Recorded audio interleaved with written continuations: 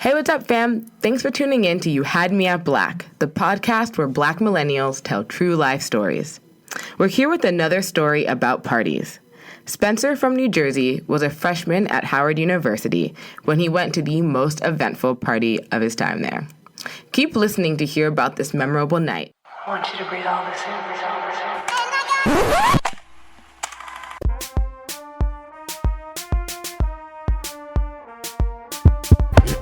This is You Had Me at Black, the podcast where Black millennials tell true life stories.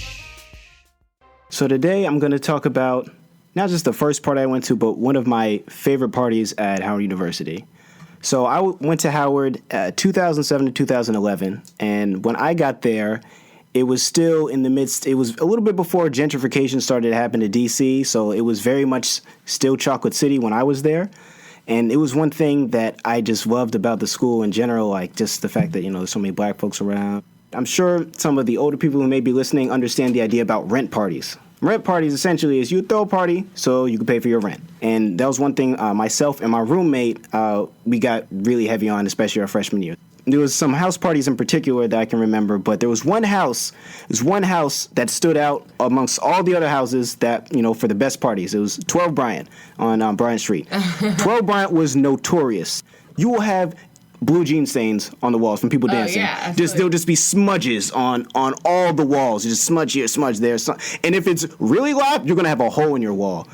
Especially they playing like some Caribbean music. They playing dancehall music, and people will be getting it in. It's crazy. This particular party, I believe, was called Bacardi Gras. So let me set the scene for you. So you walk in the same place, you see the kitchen, you see everyone doing their thing. They had every single flavor of Bacardi, and it was like dollar shots and things like that. You could just go ham, go do whatever you want. People were just, almost, I'm not gonna say immediately, I'd say after a good 15, 20 minutes, everyone was done in there. Or you could go down the stairs to the basement, which was an actual basement. People were dancing on top of laundry machines, washing machines, dryers. It was live, and it looked just like that scene from Belly at the intro of Belly. It's like, how do you want it? When DMX and Nas are just walking in, and everything's in slow motion. It looked just like that. I kid you not. Like when I watch that movie, I think of Howard. I walked in with my roommate, a few of my boys, and things like that, and it was hot. It was the hottest you were just sweating. You down there 5 minutes. You're like, oh my goodness, fuck! I just ran a race. But that was the scene though. I mean, it was thick in there. I had one good friend. We called him Big Texas. Big dude from Texas. He was in the same freshman dorm as us, and we all try to look out for each other and things. But I remember we were down there for a while. We dancing, we doing our thing, whatever. And I wanted to start coming back upstairs. I wanted to go get some more stuff to drink. Big Texas is behind me. Now, Big Texas, he's a big guy, but he wasn't really able to hold his liquor at the time. So I'm walking up the stairs, and I turn around, and I just see this guy throwing up. But he's not just throwing up. He's throwing up as he's coming up the stairs. So it's almost like I have to escape. So like he's literally moving up the stairs and just going. I'm like, oh my God, this is going to be the worst thing ever. So there's a dude in front of me. He's still waiting to kind of get up mine. I start pushing him. Mind you, he's got at least a foot on me, maybe an extra 100 pounds. It's a bigger guy, it's a football player. But I see this guy thrown up behind me, and I use all the strength that my ancestors had, and I push him all the way up the stairs, the rest of the way up the stairs. I'm like, go. And, this guy's still going and things like that. And he's like, yo, what's going on? I literally pushed him hard enough. I don't know if he slipped or whatever, but he fell into the refrigerator. He's turning around. He's tight, he's ready to fight me with. I'm like, yo, there's a dude behind you throwing up. And he's still, mind you, he's still coming up the stairs. So I felt kind of like Indiana Jones in the Temple of Doom. Like, he had that huge boulder that's just chasing him. He's trying to run away. That's what it felt like. So I'm like, yo, he's behind you. So I just shut the door behind him. I'm like, you're not coming up the stairs. I see my roommate. He's dancing with this one girl, and, he doesn't really look like he's enjoying himself. He's dancing, and, he kind of, brushes her off, he kind of stumbles away. And, I go up to him and say, what happened? What's good? And he's like, yo, she danced so bad, I thought about poverty and shit, and it just depressed me. Poverty, though? That's where your mind went?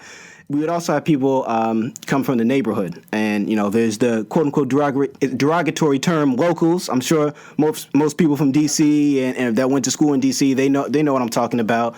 This one gentleman, he was trying to dance with one girl in particular, my own girl, and she wasn't having it. You know, she really wasn't with it. He was getting a little bit aggressive and things like that. You know, she kind of turns around. She says, "Do I know you?"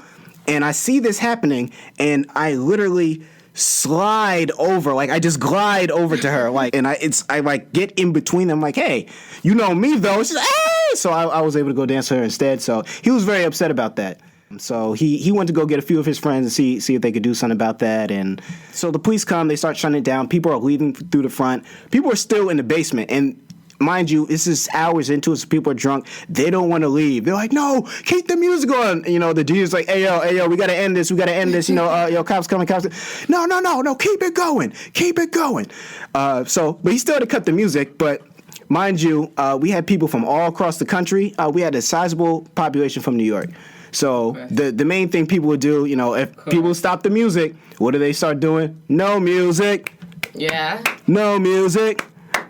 So people were just doing that, no music. People just dancing and stuff like that, like outside of the house as the cops are coming to clear out people and things like that. And so, you know, people were just outside still dancing and in front of the cops and things, like, because it's just that live. And I just remember saying to myself, look what we've become. But that was easily my favorite house party.